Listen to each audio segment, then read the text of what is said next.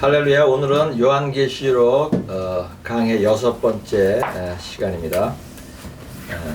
6장부터 할 텐데 그 전에 지금까지 한 것들 간단하게 요약하면서 중요한 구절 다시 말씀드립니다. 매번 할 때마다 지금까지 배운 걸 간단히 리뷰를 하고 이렇게 진행을 하겠습니다. 그래야지 혹시 중간에 들으시는 분들도 조금 이해하는 데 도움이 되게. 요한계시록은 마지막 때에 될 일을 예수 그리스도께서 요한을, 자신의 제자 중 하나인 요한을 통해서 계시를 했는데, 이 말들은 모두 이루어져 가고 있고 지금 그것이 완전히 이루어질 그때에 와 있습니다. 철저히 마지막 때에 대한 것들이에요. 그래서 이 말씀들은 마지막 때를 살고 있는 저희들이 가장 중요하게 여기면서, 복음서 이상으로 중요하게 여기면서 공부해야 될 책입니다. 그래서 요한계시록 1장 3절 말씀, 이 예언의 말씀을 읽는 자와 듣는 자와 그 가운데 기록한 것을 지키는 자는 복이 있나니 때가 가까움이라. 아멘. 모든 책들이 듣고 읽고 그대로 지키면은 복이 있죠. 네. 그런데 요한계시록은 책 스스로가 중요하다고 말씀을 합니다. 그만큼 중요하다는 것이에요. 그런데 그 이유가 또 있어요. 때가 가까움이라. 영어로 because the time is near. 마지막 때가 가까우니까 더 읽고 듣고 행해야 된다. 이런 말씀이에요. 아주 중요한 말씀입니다. 1장 3절 말씀. 그 다음에 중요한 말씀 1장 7절 말씀이에요. 볼지어다 그가 구름을 타고 오시리라. 각 사람의 눈이 그를 보겠고 그를 찌른 자들도 볼 것이요 땅에 있는 모든 족속이 그로 말미암아 애곡하리니 그러하리라. 아멘. 이것이 중요한 것은 휴거를 지금 말씀하기 때문에 그래요. 그래서 요한계시록 첫 장에 벌써 휴거가 있을 것이라고 얘기를 하는 거예요. 근데 이것이 마태복음에 나오는 그 휴거의 장면하고 다른 것은 한 가지가 있죠. 이방인과 유대인을 구분해서 얘기한다는 거예요.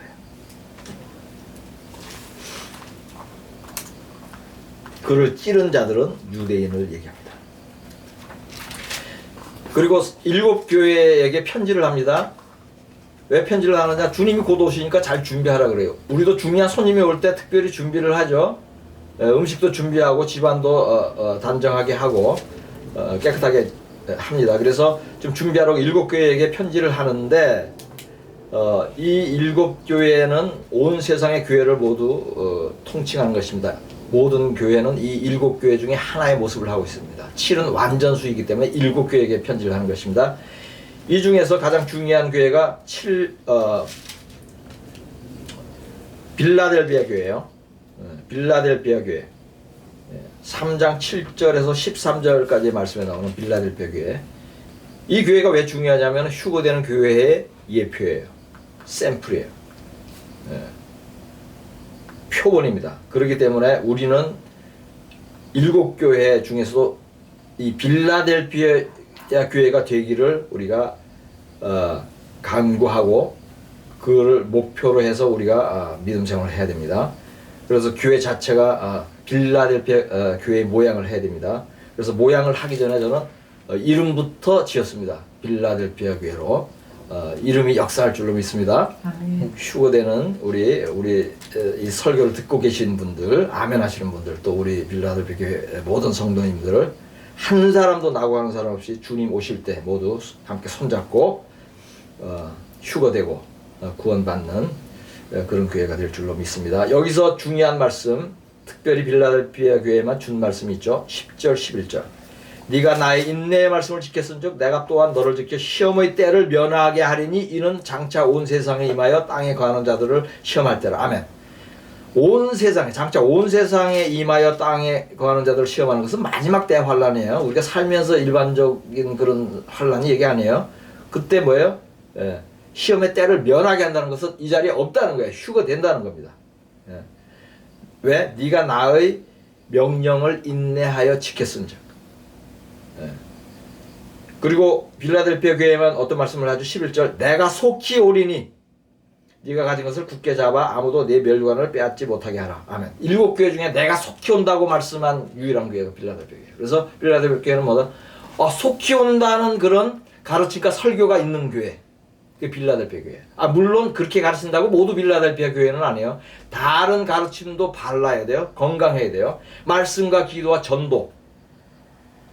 열심히 그런 교회, 그런 성도들.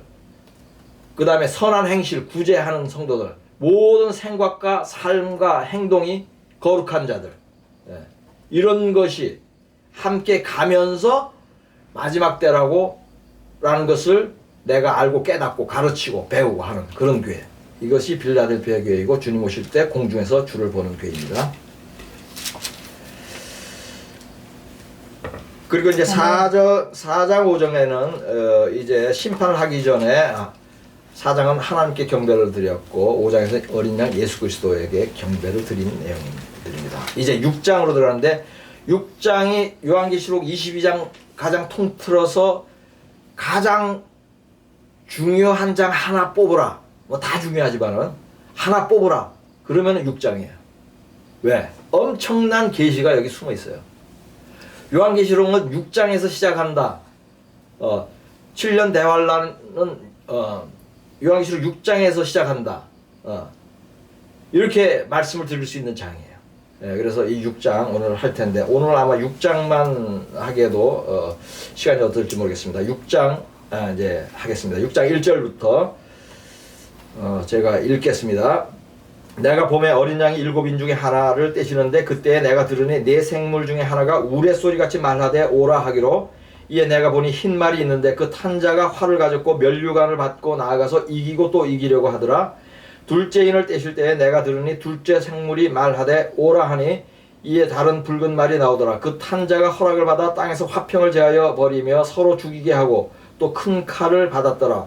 셋째 인을 떼실 때에 내가 들으니 셋째 생물이 말하되 오라 하기로 내가 보니 검은 말이 나오는데 그 탄 자가 손에 저울을 가졌더라. 내가 네 생물 사이로부터 나는 듯한 음성을 들으니 이르되 한 데나리온의 밀 한 대요 한 데나리온의 보리 석대로다. 또 감람류와 포도주는 해치지 말라 하더라. 넷째 인을 떼실 때에 내가 넷째 생물의 음성을 들으니 말하되 오라 하기로 내가 보매 청황색 말이 나오는데 그 탄자의 이름은 사망이니 음부가 그 뒤를 따르더라.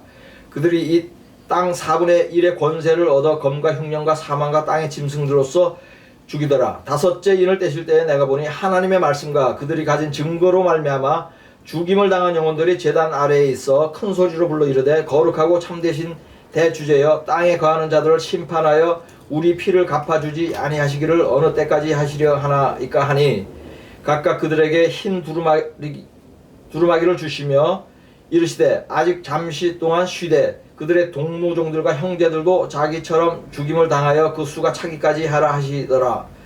내가 보니 여섯째 인을 떼실 때에 큰 지진이 나며 해가 검은 털로 짠 상복같이 검어지고 달은 온통 피같이 되며 하늘의 별들이 무화과나무가 대풍에 흔들려 서리건 열매가 떨어지는 것 같이 땅에 떨어지며 하늘은 두루마리가 말리는 것 같이 떠나가고 각 산과 섬이 제자리에서 옮겨지며 땅의 임금들과 왕족들과 장군들과 부자들과 강한 자들과 모든 종과 자유인이 굴과 산들의 바위 틈에 숨어 산들과 바위에게 말하되 우리 위에 떨어져 보좌에 앉으신 이의 얼굴에서와 그 어린 양의 진노에서 우리를 가리라.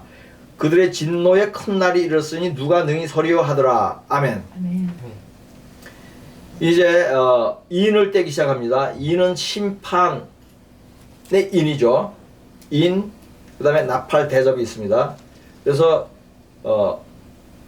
보통의 교사들은 첫째 인부터 7년 환란이 시작된다고 그렇게 막연히 생각을 해요. 그게 심판이니까 7년 환란.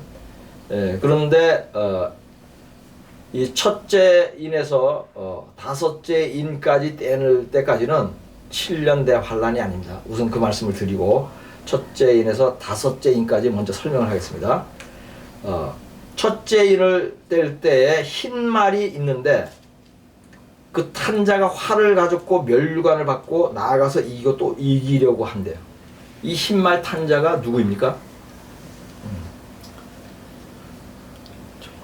흰말 탄자 또 면류관을 가졌고 이기려고 한다는 그러한 그 구절 때문에 많은 사람들이 그리스도라고 얘기해요. 실제로 상당히 많은 교사들이 목사들이 예수 그리스도라고 지금도 가르치고 있어요. 근데 적그리스도예요. 근데 흰말을 타고 면류관을 받은 것은 뭐예요? 적그리스도가 나는 적그리스도라고 말해요? 아니죠. 나는 그리스도라고 말해요. 그렇기 때문에 속이기 위해서 흰말을 타고 또 면류관을 쓰고 나온 거예요. 그런데 자세히 살펴보면은 예수 그리스도하고 틀리죠. 예수 그리스도는 활을 가졌어요? 검을 가졌어요? 검을 가지죠. 여기는 활을 가졌어요. 그 다음에 이제 한글로는 잘 구분이 안 되는데 6장 2절에 보면 면류관을 받고 나가서, 근데 여기서 a crown, 면류관 하나예요. a crown으로 있어요, 영어로 보면. 그런데 요한계시록 19장 12절로 가보겠습니다. 요한계시록 19장 12절에 가면은 예수님이 이제 지상으로 재림하는 장면이에요. 환난 다 끝나고 거기에 보면은 그 눈은 불꽃 같고 그 머리에는 뭐죠? 많은 관들이 있고 many crown이에요. 영어로 many crown, a crown. 적그리스도는 a crown, 멸관 하나, 예수님은 많은 멸관이에요. 그래서 예수 그리스도가 아니죠, 적그리스도죠. 그리고 나아가서 이기고 또 이기려고 한대요. 예수님은 한 번에 이겨버리는 분이시죠. 뭘 나가서 이기려고 애쓰고 뭐 그러시는 분이 아니에요. 그냥 나가서 이기는 분이에요. 그래서 이러한 정황을 보면은 이 묘사를 보면은 그리스도인 척하지만은 사실은 적그리스도인 게 여기서 나타납니다. 근데 또 한 가지 영적으로 중요한 포인트는 뭐냐면요. 지금 이것을 적그리스도라고 알고 잘못 가르치는 사람들이 있다 그랬잖아요. 그럼 그 사람들은 지금 영적 상태가 어떠냐면요. 예수님이 오실 때 못 만나고 적그리스도를 예수로 알고 그렇게 돼요. 여기서 이해를 못하면 그렇게 간다니까요. 이거 아주 중요한 포인트예요. 그럼 그렇게 배운 사람들은 뭐죠? 그렇게 알고 그렇게 쫓아가요. 그래서 단순히 성경 해석을 좀 잘못했는데 내가 이게 아니라니까. 이게 지금 영적인 아주 중요한 의미예요. 그래서 그렇게 잘못 배운 분들 있으면은 회개하시고 그런 교사에서 계속 배우지 마시고 적그리스도인 것을 확실히 알게 됩니다. 또 한 가지는 지금 또 적그리스도인 이유는 이 인과 대접 나팔은 재앙의 종류잖아요. 심판의 종류 아니에요. 근데 예수 그리스도가 재앙의 종류가 될 수가 있어요. 적그리스도가 재앙의 종류죠. 네. 그래서 지금 이것은 적그리스도일 수밖에 없습니다.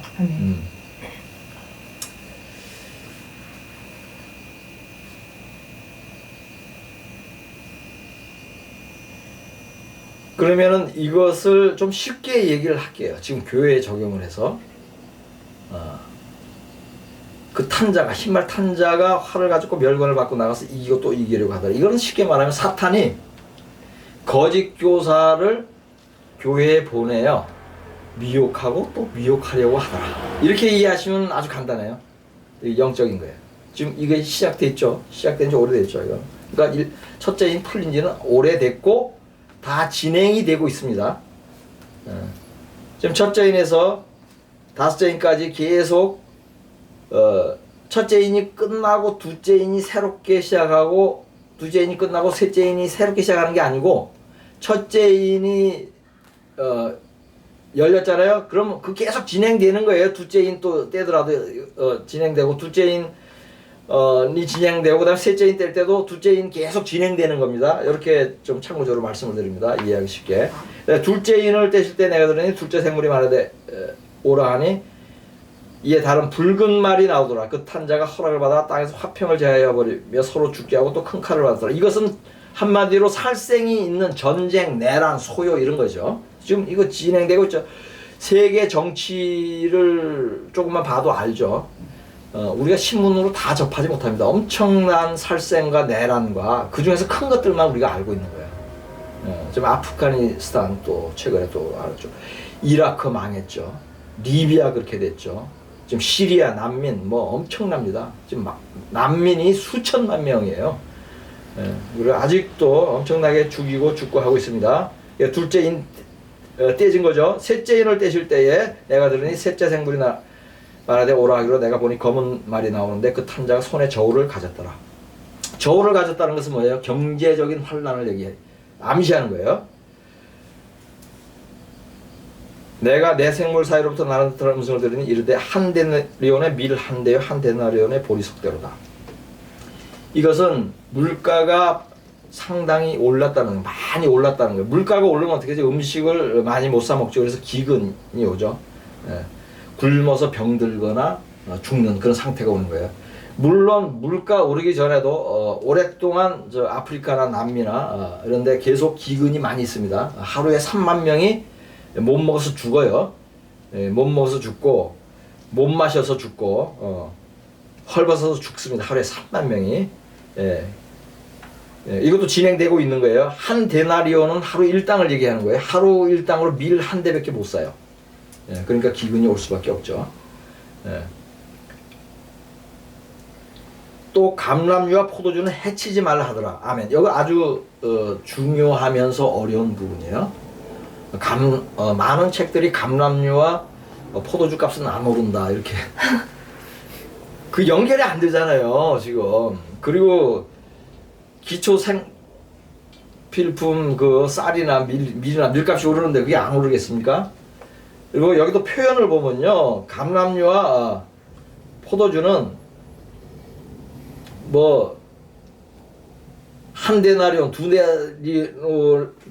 데나리온에 한 데나리온에 감람류 한 병에 포도주 한 병이다 이렇게 안 돼 있잖아요. 뭐라고 돼 있어요? 감람류와 포도주는 해치지 말라고 하는 거예요. 해치지, 그럼 문자로 해치지 말라는 거예요. 이게 뭐예요? 지금 기근의 상태에서도 감람류는 성령의 기름 부음을 상징하는 거예요. 그건 쉬워요, 이 비유라는 것은. 그다음 포도주는 예수의 피예요. 그러니까 성령 충만하고 예수의 피를 가진 자들은 뭐예요? 기근 중에도 굶지 않게 한다. 사탄이 굶게 하는데 해치지 마. 성령 충만하고 예수의 피를 붙잡은 자들은 너희가 해치지 못해, 기근으로. 이 뜻이에요. 그래서 이 감람류와 포도주는 해치지 말라는 이 말의 그 의미가 아주 깊은데, 제 책 중에 휴거되는 성도들 있죠? 거기에 끝부분에 가면요, 감람류와 포도주는 해치지 말라는 설교가 있어요. 그거 다시 한번 읽으신 분들도 다시 한번 읽어보세요. 그거 정말로 깊이 있는 설교예요. 그래서 우선 그 책 내용 다 못 하지만은 우리가 관련 구절 잠깐 보겠습니다. 아모스 8장 11절 12절 보겠습니다.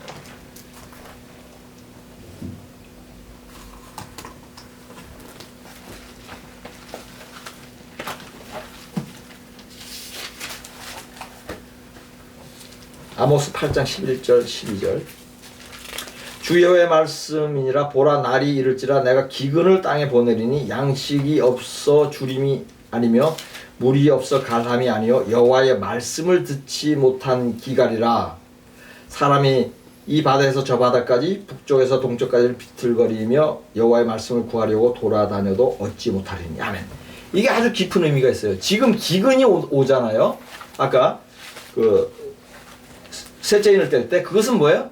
말씀의 기근이 있기 때문에, 너희가 말씀을 먹지 않으니까, 하나님 말씀대로 살지 않으니까 내가 기근을 준다.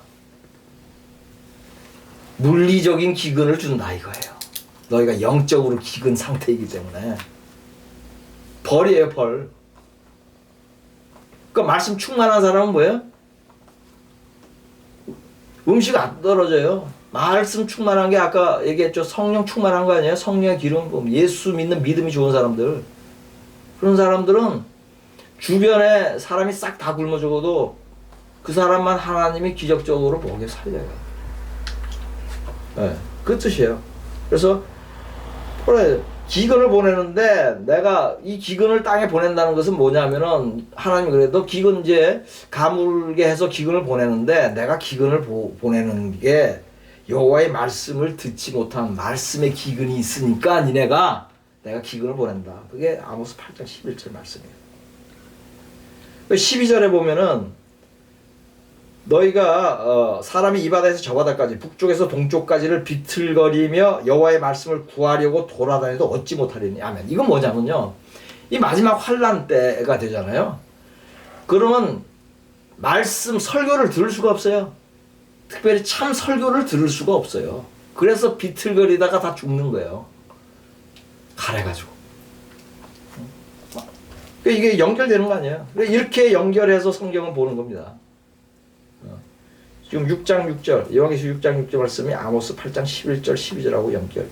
영적 기근과 물질적인 기근, 이것이 연결되는 것을 지금 우리가 보고 있는 것입니다. 그 다음에 이제 감람류는 성령 기름 부음을 했죠. 성령 충만해야 된다. 그 다음에 포도주, 우리 포도주에 대해서 보겠습니다. 마태복음 26장 28절, 마태복음 26장 28절 보겠습니다.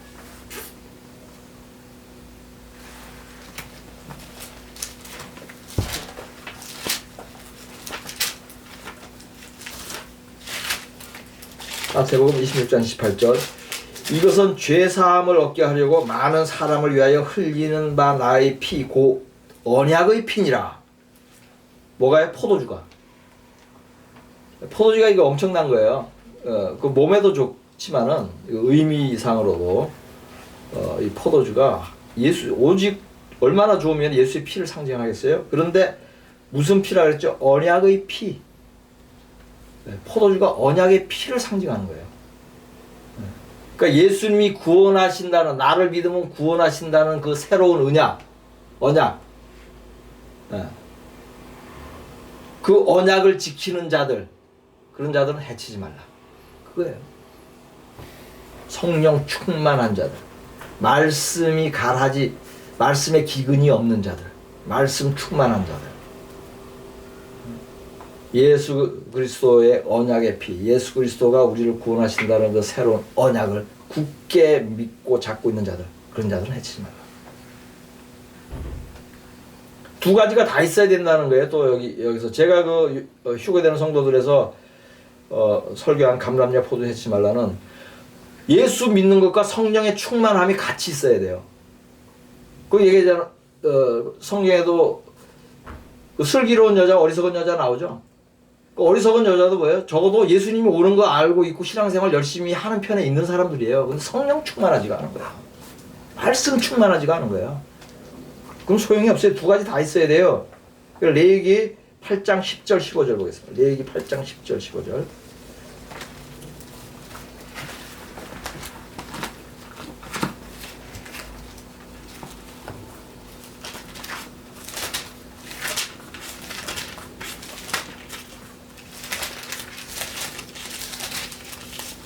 여기 8장 10절에서 15절까지. 모세가 관유를 가져다가 성막과 그 안에 있는 모든 것에 발라 거룩하게 하고, 또 제단에 7번 뿌리고 그 제단과 그 모든 기구와 물두멍과 그 받침에 발라 거룩하게 하고, 또 관유를 아론의 머리에 붓고 그에게 발라 거룩하게 하고, 모세가 또 아론의 아들을 데려다가 그들에게 속옷을 입히고 띠를 띄우며 관을 씌웠으니 여호와께서 모세에게 명령하신 것과 같았더라. 모세가 또 속죄제의 수송아지를 끌어오니 아론과 그의 아들들이 그 속죄제의 수송아지 머리에 안수하며 모세가 잡고 그 피를 가져다가 손가락으로 그 피를 제단의 네 귀퉁이 뿔에 발라 제단을 깨끗하게 하고 그 피는 제단 밑에 쏟아 제단을 속하여 거룩하게 하고. 아멘. 지금 거룩하게 하고 깨끗하게 하는데 뭐예요? 두 가지 다 바르죠? 관유, 기름 아니에요. 감람류. 이렇게 연결이 되는 거예요. 그래서 감람류와 포도주는 해치지 마라. 여기 모세도 감람류도 바르고 동물의 피도 바르고 두 가지 다 거룩합니다. 그러니까 이걸 깊이 있게 풀어놓은 게 그 제 책에 있다는 거예요. 휴거된 성도들. 그래서 이것은 또 어떤 의미가 있냐면은, 우리가 성령을 받잖아요. 그럼 어떻게 되죠? 회개하게 되죠. 그죠? 그 다음에 예수의 피는 예수를 믿는 거죠. 에? 그러니까 회개하고 예수를 믿으라 이 뜻이에요. 이게 또. 에? 감람류와 포도주. 성령 받고 회개해서 예수 믿는 거. 구원받기 위해서는 이 두 가지 기름과 피가 모두 필요합니다. 레위기 8장 30절도 한번 더 보겠어요. 모세가 관유와 제단 위의 피를 가져다가, 두 가지 다 가져다가 하죠. 관유와 제단 위의 피를 가져다가 아론과 그의 옷과 그의 아들들과 그의 아들들의 옷에 뿌려서 아론과 그의 옷과 그의 아들들과 그의 아들들의 옷을 거룩하게 하고. 아까는 제가 8장 10절에 15절은 그 제단을 깨끗하게 하는 거였어요. 사람을 깨끗하게 하는 데도 두 가지 다 가져오죠. 옷에도 뿌리고. 그래서 이 부분 6장에 감람류와 포도주는 해치지 말라, 이것이 아주 깊은 의미가 있고, 그 감람류와 포도주 값은 오르지 않는다는 그런 그 해석이 많이 있어요. 그렇게 돼 있습니다, 실제로. 그러니까 우리가 이해를 하고 나면 참 우스운 해석이다, 틀린 해석이라는 걸 알 수가 있죠. 넷째 인을 떼실 때에 내가 넷째 생물의 음성을 들으니 말하되 오라 하기로, 내가 보면 청황색 말이 나오는데 그 탄자의 이름은 사망이니 음부가 그 뒤를 따르더라. 그들이 땅 4분의 1의 권세를 얻어 검과 흉년과 사망과 땅의 짐승들로서 죽이더라. 이 청황색이라는 것은 영어로 pale color, 창백한 컬러라 그래요. 시체색이에요. 쉽게 말해서 청황색. 그러니까 모든 죽음의 종류가 다 들어가 있죠. 검과 흉년과 사망. 이 사망은 다른 말로는 전염병이에요. 워낙 전염병으로 많이 죽이니까 아예 사망이라는 뜻도 있어요. 검과 흉년과 전염병과 땅의 짐승들. 여기 땅의 짐승들은 실제로 짐승이 죽이는 거예요. 기근 되면은 산에 있는 짐승들이 나와서 가축뿐만 아니라 사람도 잡아먹어요. 그래서 그 잠언에 이런 말도 있죠. 게으른 사람이 나가서 사자한테 잡아먹힐까봐 일하러 안 간다고. 그러니까 물론 그 이제 게으른 자를 뭐 책만 하나 말씀이지만은 사자한테 많이 먹혀 죽였던 그 사실이 있다는 거예요, 고대에. 근데 제가 한 가지 놀란 것은 어떤 사람이 꿈을 본 거예요. 휴거 때. 휴거가 시작됐는데 집에 기르던 개가 점프해서 주인의 목을 물어서 죽이더래. 무슨 뜻인지 이해가죠? 요즘 개를 너무 사랑하는 사람들 회개해야 됩니다. 네. 그것도 이 말에 해당이 될 수가 있는 거예요. 짐승들한테. 그러니까 그냥 이게 발을 물잖아요, 보통은 밑에를. 근데 왜 하나님이 네가 개를 그렇게 사랑했어? 그 개 사랑을 너무 사랑한 저주가 휴거 때 어차피 남겨진 사람한테 벌로서 자기 개한테 물려주고. 저는 그 꿈에 아멘을 해요. 아멘을 합니다.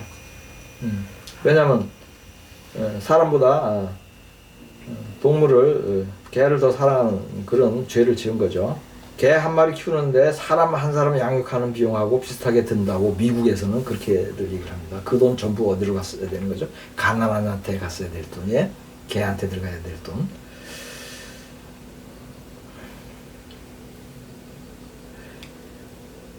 그리고 여기서 이제 또 중요한 부분이 있는데, 땅 4분의 1을 권세를 얻어 검과 흉년과 사망과 땅의 짐승으로서 죽이더라. 이거는 4분의 1을 죽였다는 말이 아니에요. 또 죽였다는 말로 이해를 많이 해가지고 아직 뭐 넷째 인이 안 떼었다 이렇게 또 얘기하는 사람이 있어요. 4분의 1이 안 죽었다 이거죠. 4분의 1이 안 죽었죠. 근데 이것은 죽었다는 뜻이 아니라 그런 권세를 가졌더라 이 뜻이에요. 죽은 게 아니에요. 근데 한글로 보면은 좀 죽었다는 의미로도 이해할 수 있게 쓰여 있는데 그렇지 않습니다. 그 영어로 잠깐 볼게요. They were given power over a fourth of the earth to kill by sword. 그러니까 파워만 주어졌다 이 뜻이에요. 그 능력만 주어졌다. 4분의 1을 줘. 근데 이건 이제 나중에 가서 타치를 할게요. 그럼 이게 왜 4분의 1이라고 또 얘기를 해놨느냐? 그럼 4분의 1이 어떻게 언제 죽느냐? 뭐 그런 부분에 대해서 나중에 좀 얘기를 할게요. 그 다음에 다섯째 인을 뗄 때 9절입니다. 6장 9절. 내가 보니 하나님의 말씀과 그들이 가진 증거로 말미암아 죽임을 당한 영혼들이 제단 아래에 있어 큰 소리를 불러 이르되 거룩하고 참되신 대주제여 땅에 거하는 자들을 심판하여 우리 피를 갚아주지 아니하시기를 어느 때까지 하시려 하나이까 하니, 각각 그들에게 흰 두루마기를 주시며 이르시되 아직 잠시 동안 쉬되 그들의 동무종들과 형제들도 자기처럼 죽임을 당하여 그 수가 차기까지 하라 하시더라. 아멘. 지금 이것은 하늘에서 일어나는 일이에요.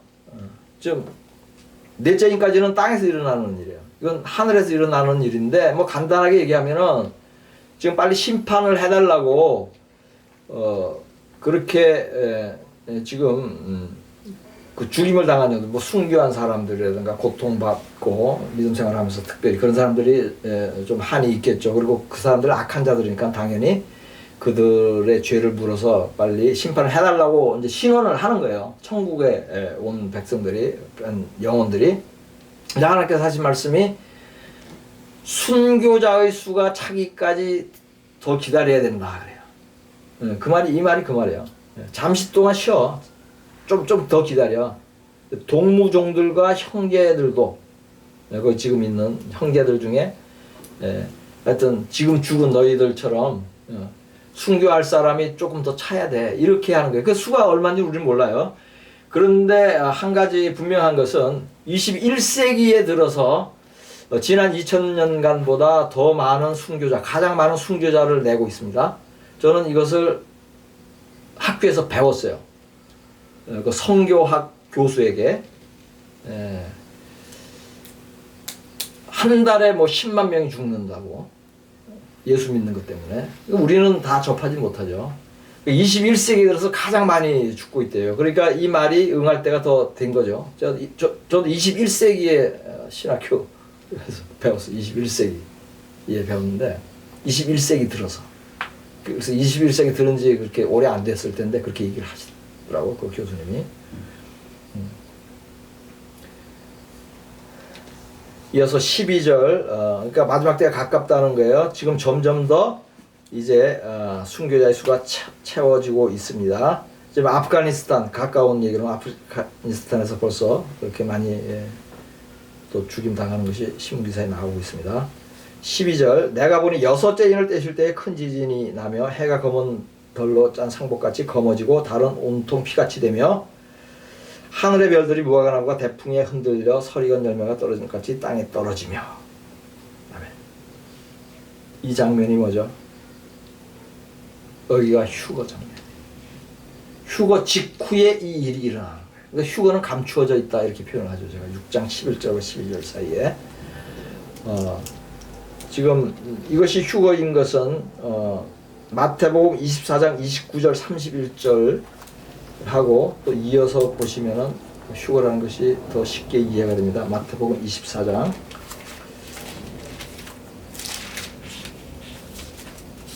29절에서 31절 그날 환란 후에 즉시 해가 어두워지며 달이 빛을 내지 아니하며 별들이 하늘에서 떨어지며 하늘의 권능들이 흔들리리라. 그때 인자의 징조가 하늘에서 보이겠고 그때 땅의 모든 족속들이 통곡하며 그들이 인자가 구름을 타고 능력과 영광으로 오는 것을 보리라. 그가 큰 나팔 소리와 함께 천사들을 보내리니 그들이 그의 택하신 자들을 하늘 이 끝에서 저 끝까지 사방에서 모으리라. 휴거죠. 너무 휴거잖아요. 근데 많은 사람들이 지상 재림인 줄 알아요. 근데 이제 배우고 나면 휴거라는 것을 확실하게 알 수가 있죠. 아니 지상에 내려오는데 왜 하늘 위에 또 모였다가 내렸다가 올라갔다 내려갔다 해 번거롭게. 예수님은 번거롭게 하시는 분이 아니에요. 네. 그래서 지금 요한계시록 지금 6장 11절 12절 말씀하고 똑같은 말씀. 다만 하늘에서 하늘 이 끝에서 모은다는 말만 없어 요한계시록에. 그 말이 있었으면 휴거라는 걸 또 이해하기 쉬울 텐데. 그래서 근데 마태복음하고 연결해 보면서 이렇게 쉽게 풀어지죠. 이거 우리가 좀 자세히 관련 구절들, 구약의 구절들 일일이 하나씩 보면서 우리가 하겠으면 좀 깊이 하려고 하는 거니까. 이사야서 13장 10절 보겠습니다. 이사야서 13장 10절. 이사야서 13장 10절.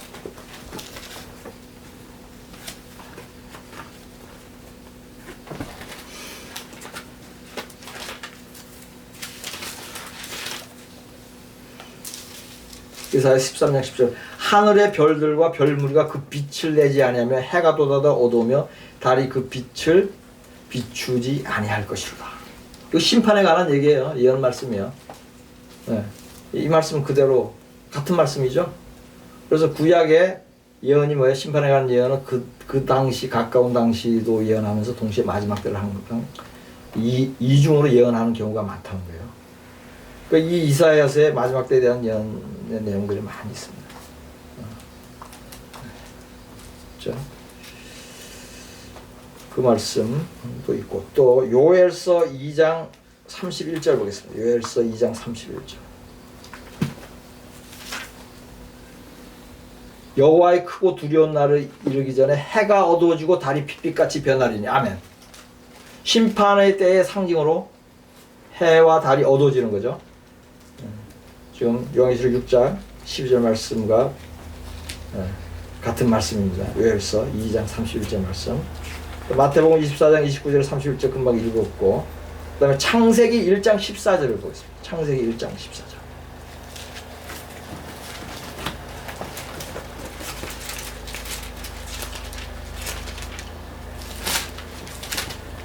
창세기 1장 14절. 하나님이 이르시되 하늘의 궁창에 광명체들이 있어 낮과 밤을 나뉘게 하고 그것들로 징조와 계절과 날과 해를 이루게 하라 하면. 그러니까 뭐예요? 해와 달과 별이 뭐예요? 징조의 도구로 쓰인다. 제일 먼저 나와 있어요. 징조. 그 다음에 계절. 이건 계절은 아니에요. 해와 달로 계절은 안 나눕니다. 이거는 뭐예요? 절기예요. 절기. 이렇게 적어주세요. 징조와 계절이 아닙니다. 이거는 모에딘. 히브리 말로 모에딘. 절기예요. 달로 절기가 정해지죠.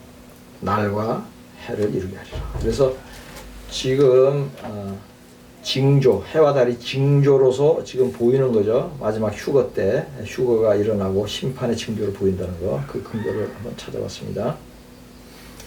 그 다음에 그러면은 이게 검어지고 어두워지는데 며칠간 어두워지나? 뭐 이런 질문, 뭐 어떤 사람은 일주일간 어두워진다는 그런 말씀을 받았다고 뭐 이런 얘기도 하는데, 뭐 각자가 받은 말씀 모르겠습니다만은 출애굽기 10장 22절, 출애굽기 10장 22절에 보면은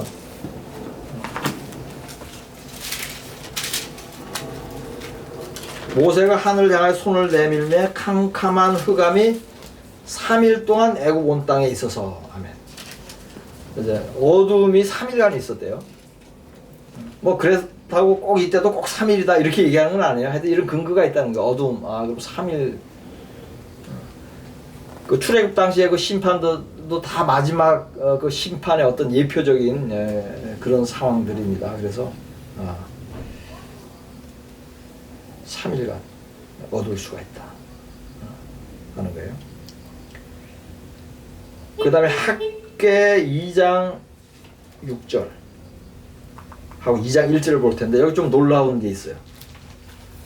저도 한참 잊어먹고 있다가 다시 제가 보면서 다시 놀랐는데, 학계 2장 6절 먼저 보겠습니다. 만군의 여호와가 이같이 말하노라. 조금 있으면 내가 하늘과 땅과 바다와 육지를 진동시킬 것이요. 조금 있으면 그 옛날 고대에도 어떤 심판 때에 진동이 있었고 그럴 수 있어요. 그런데 지금 뭐예요? 이거 예언서 우리 마지막 때하고 계속 연결시켜서 우리는 보는 그런 해안이 있어야 됩니다. 내가 조금 있으면 내가 하늘과 땅과 바다와 육지를 진동시킬 것이요. 저는 이거 마지막 때 그 진동시키는 거 우리 지금 봤잖아요. 그거라고 보는데, 조금 있으면, 언제부터 조금 있으면이라는 게 이게 나와요. 조금 있으면이래. 근데 이거 말한 날짜가 나온다니까, 여기가 7째 달 2장 1절에 나와요. 2장 1절, 학계 2장 1절. 7째 달 그 달 21일에. 금방 계산은 안 되죠. 괜찮습니다. 7째 달 15일이 초막절이죠. 이건 금방 이해되죠? 네? 7째 달 15일. 그러면 21일은 왜? 초막절 날 마지막 날이에요. 21일. 초막절 마지막 날 얘기한 거예요. 네? 그 다음 날이 뭐죠? 8일째 성회죠. 제가 성경을 풀면은 8일째 성회에 휴거가 일어난다.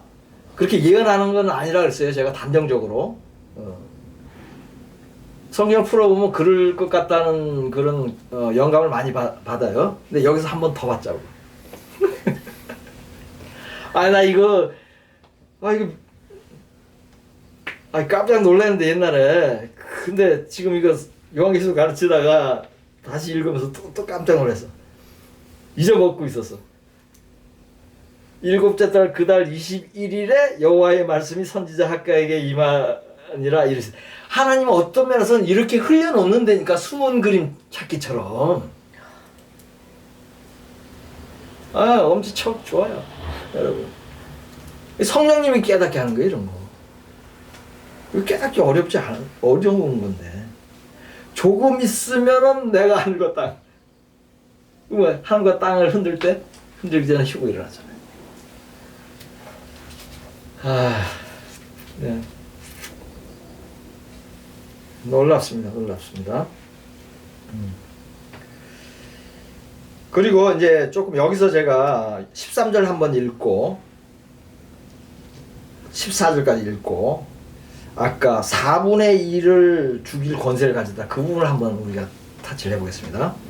하늘의 별들이 무화과 나무가 대풍에 흔들려 서리건 열매가 떨어지는 것 같이 땅에 떨어지면, 이건 뭐죠? 유성이죠, 유성. 유성의 위력 아시죠? 예. 축구공만한 게 떨어져도요, 운동장만큼 파여요.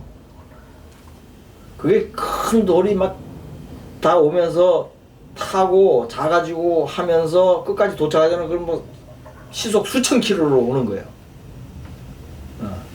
그래서 그게 떨어지면은 그 파괴력은 엄청납니다. 거의 뭐 핵폭탄 수준이에요. 근데 가끔 떨어져요, 지구에. 그런데 작게 떨어지고 저기 어디 오지에 산이나 이런데 뭐 바다에 사막에 떨어지니까 피해가 없어요. 없어요. 근데 가끔은 떨어져요. 왜냐면 하나님이 이거 떨어질 수 있다는 거 보여주시는 것 같아요. 그런데 지금은 심판을 위한 것이죠. 휴거가 일어났어. 하나님이 구원해야 될 자 다 데려갔어. 그래서 싹 다 죽여도 뭐 아무런 꺼리낌도 없고 뭐 여한도 없고 그게 없어. 하나님은 지금. 예? 휴거가 일어났어. 이제 심판을 위한 심판이에요. 이거는 연단하기 위해서 7년 환란 주는 거 아니에요. 심판을 위한 심판이에요. 그러면 우선 이 유성들이 사람들 사는 데 떨어지겠어요? 저 산이나 바다에 떨어지겠어요? 우리 논리적으로 좀 생각을 해보자.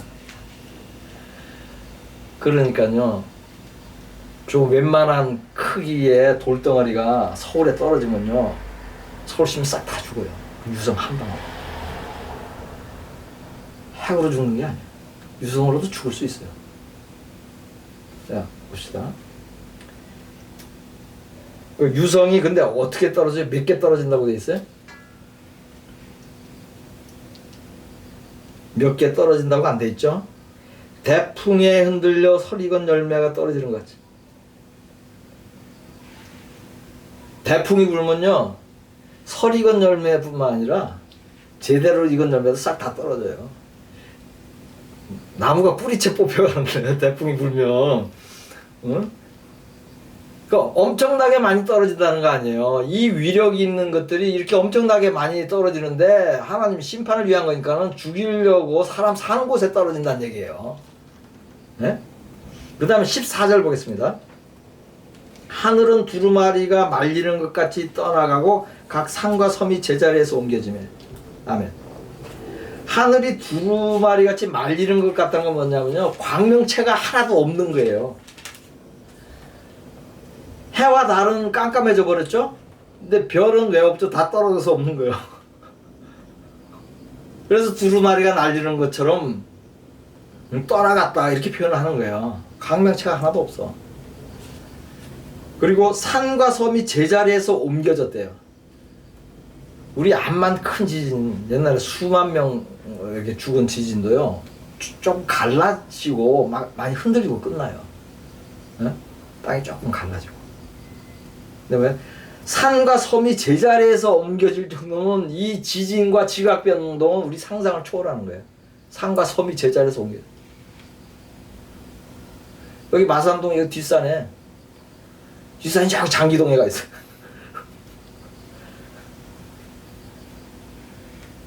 그래서 5분 10분이면 산책하러 갔는데 1시간씩 가야 돼. 그 산 가야. 그래서 지금 이 얘기를 왜 하냐면은 제가 이런 표현을 했죠.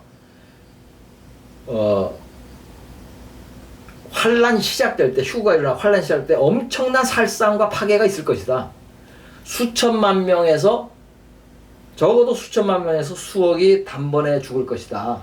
이렇게까지는 내가 얘기한 적이 있어요. 그런데 아까 그 4분의 1을 죽일 권세를 받았다. 그 구절을 보면은 4분의 1이 죽을지 모른다는 그런 영감을 받아요. 휴가 일어나는 순간. 75억 잡으면요, 4분의 1이면 얼마예요?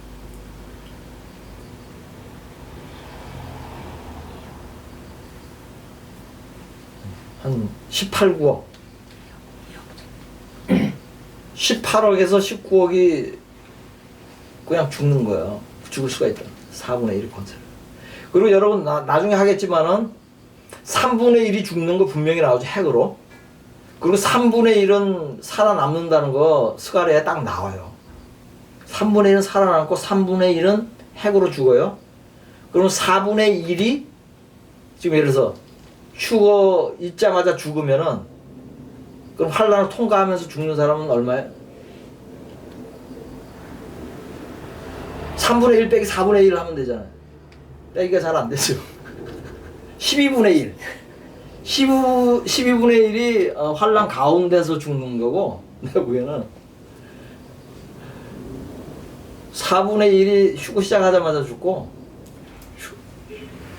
축구해 죽고, 그 다음에 몇 개월 안 돼서 핵전쟁으로 3분의 1이 죽고, 그 다음에 뭐 고통받으면서 이렇게 죽는 사람이 12분의 1. 그래서 3분의 2가 죽는 거고, 3분의 1만 살아남는 거. 그 엄청난 거. 그러니까, 나는 남겨져서 어떻게 구원받아봐야지. 예. 일단 남겨졌으면 구원받아야죠. 그렇지만 우리는 휴거되는 그런 믿음, 큰 믿음을 가지고 꼭 그런 믿음의 신앙에 대해서 우리가 살아야겠습니다. 그래서 지금 이게 큰 계시가 하나 열렸죠. 휴거가 11장 6장 11절과 12절 사이에 숨어 있다는 것이에요. 아주 큰 계시입니다. 그 다음 15절에 가면 땅의 임금들과 왕족들과 장군들과 부자들과 강한 자들과 모든 종과 자유인이 물과 산들의 바위 틈에 숨어 산들과 바위에게 말하되 우리 위에 떨어져 보좌에 앉으신 이 얼굴에서와 그 어린 양의 진에서 우리를 가리라. 아멘. 여기 엄청난 계시가 있어요. 뭐냐면은 모든 종류의 사람을 지금 다 얘기하고 있죠. 왕족들, 장군들, 부자들, 뭐 강한 자, 종과 자유인, 이건 모든 종류의 어떤 인간의 모든 종류의 인간들을 다 지칭하는데 그 사람들이 뭐라고 얘기하냐면요. 16절에 산들과 바위에게 말하되 우리 위에 떨어져 보좌에 앉으신 이의 얼굴에서, 하나님이죠. 그 어린 양의 진노에서 우리를 가리라. 여기서도 뭐예요? 휴거가 일어날 때, 예수님이 오실 때 전 인류가 예수 그리스도가 구세주고 심판주라는 걸 다 알았다는 거. 그 계시. 예? 그게 여기 이 구절에서도 나오잖아요. 초림할 때처럼 마구간으로 살짝 그렇게 안 오셔요. 영광으로 오시는 거예요. 트럼펫 소리로. 온 인류가 다 봐요. 그때가 아마 세상이 만들어져 가장 환할 거예요. 그 영광이 너무 눈부셔서, 예수님의 영광. 예. 그래서 심판을 시작하는 것을 온 인류에게 알려지고 있다는 그 계시가 열려지는 아주 엄청난 그 구절입니다. 그 다음에 17절, 그들의 진노의 큰 날이 이르렀으니 누가 능히 서리요 하더라. 아멘. 여기서 7년 대환란이 6째 인을 뗄 때부터 시작된다는 계시가 여기서 열리는 거예요. 그 문장만 잘 관찰해도 열리는 거예요. 그 전에 5째 인을 뗄 때까지는 진노의 큰 날이 이르렀다는 표현이 있어요? 없어요? 없잖아요. 7년 대환란은 6째 인을 뗄 때부터 시작하는 거예요. 그래도 이제 사람들은 좀 복잡할 거예요. 아니 그 7년 대환란 뒤에 그럼 7년 딱 정해져 있는데 왜 여기서부터 시작이냐? 예, 우리는 절기를 배워서 알죠. 예. 두 증인이 나타나서 3년 반이 시작될 때 그 전까지 여섯째 인을 떼고 그때까지 6개월의 기간이 더 있어요. 그래서 우리가는 7년 6개월이라는 그런 얘기를 합니다. 하려는 기간이. 그리고 지금 이 사람들이 환란 때 굴로 대표, 산으로 대표하는 그 성경 구절들이 많이 있거든요. 지금 기왕 한 김에 조금만 한 5분만 더 해서 그거 다 봅시다. 이사야서 13장 13절. 이사야서 13장 13절.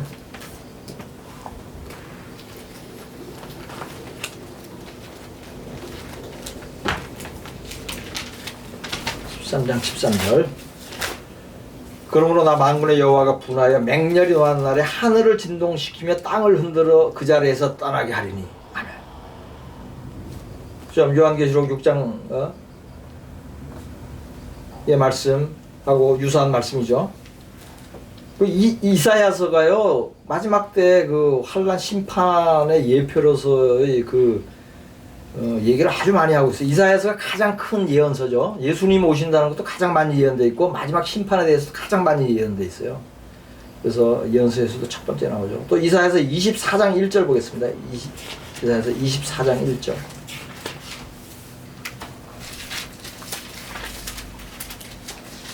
보라 여호와께서 땅을 공허하게 하시며 황폐하게 하시며 지면을 뒤집어 엎으시고 그 주민을 흩으시리니. 네?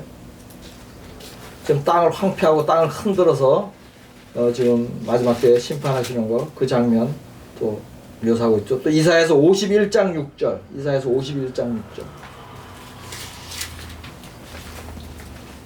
바벨론 가운데서 도망하여 나와서 각기 생명을 구원하라. 그의 죄악으로 말미암아 끊어짐을 보지 말지어다. 이는 여호와의 보복이 있다니 그에게 보복하시리라. 이사야서 51장. 지금 도망하여 나와서 다 산과 굴로 지금 들어갔습니다. 그죠?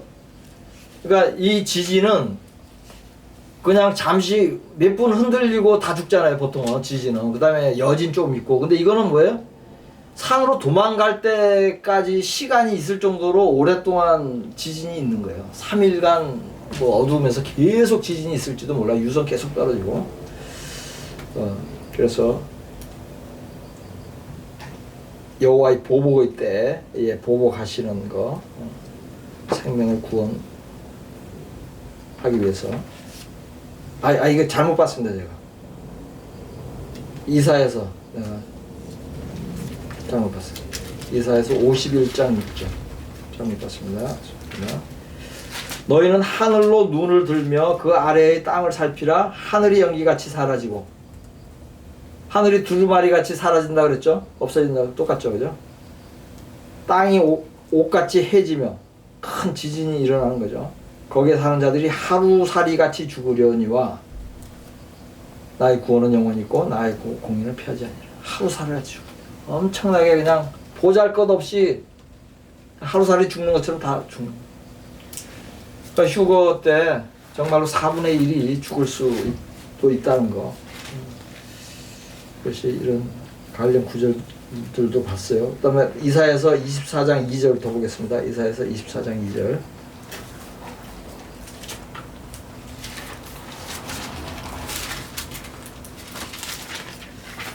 백성과 제사장이 같을 것이며 종과 상전이 같을 것이며 여종과 여주인이 같을 것이며 사는 자와 파는 자와 같을 것이며 빌려주는 자와 빌리는 자가 같을 것이며 이자를 받는 자와 이자를 내는 자가 같을 것이다.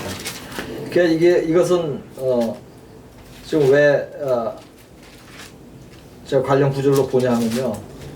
여기 지금 도망가서 숨는데 주인이고 종이고 뭐 부자고 가난한 자 차이가 있어요? 없죠? 같을 것이에요. 백성과 제사장이 종과 상전이 같아요. 환난 가운데는 똑같아요. 똑같다. 이게 이사야서 말씀하고 있어요. 또 이사야서 2장 21절 보겠습니다. 이사야서 2장 21절. 이사야서 2장 21절.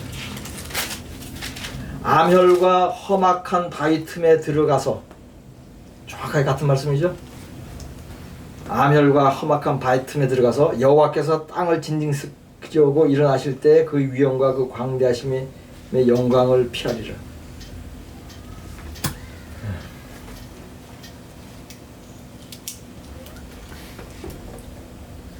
베드로후서 3장 10절은 베드로후서 3장 10절. 그러나 주의 날이 도둑같이 오리니 그날에는 하늘이 큰 소리로 떠나가고, 여기도 하늘이 떠나가고 없어진다 그러죠. 떠나가고 물질이 뜨거운 불에 풀어지고, 이 물질이 뜨거운 불에 풀어지는 거 하나님 불을 내려서 심판하는 거 나오고, 또 핵폭탄 터지죠. 핵전쟁으로 죽죠. 물질이 뜨거운 불에 풀어지고 땅과 그 중에 있는 모든 일이 드러나리로다. 그 악한 짓을 행한 자들의 죄가 다 드러나서 다 심판받는다는 의미죠.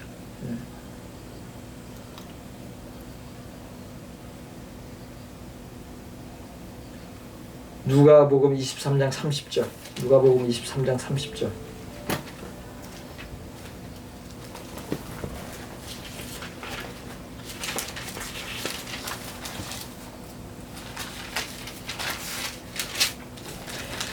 그때에 사람이 산들을 대하여 우리 위에 무너지라 하며 작은 산들에 대하여 우리를 덮으라 하리라. 아멘. 이 무너지라 덮으라는 뜻은 보호해달라는 뜻이에요. 무너져서 그 산 무너져서 죽는다는 뜻이 아니에요. 산들에 우리를 덮으라. Cover us. 이렇게요. 똑같은 말씀이죠 지금. 그렇게 얘기하고 있잖아.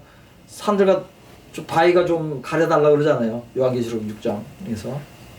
그때 이 마지막 때 산들에 대하여 우리 위에 무너지라. 작은 산들에 대하여 우리를 덮으리라. 이게 다 예언해 놓은 말씀, 예수님이 하신 말씀이 지금 다 지금 응하고 있습니다. 마지막으로 마태복음 11장 24절.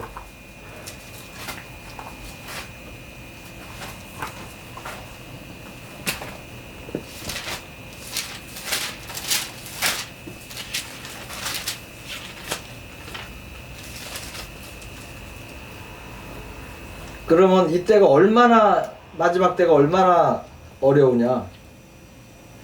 이게 마태복음 11장 24절 말씀에 답이 있어요. 내가 너희에게 이르노니 심판날에 소돔 땅이 너보다 견디기 쉬우리라 하시니라. 유황불로 다 떨어져 다 타 죽었죠. 그보다 더 견디기 어려운 그 마지막 심판입니다. 그래서 제가 이제 다른 구약 구절이나 이런 구절을 계속 연결해서 보는 것은 우리가 성경을 그런 자세로 공부하면 아주 유익합니다. 더 깊이도 있고 성경을 푸는 것. 그래서 제가 시간 좀 더 걸리지만 그렇게까지 했습니다. 그래서 오늘 요한계시록 6장 아주 중요한 말씀 오늘 여기까지 하겠습니다.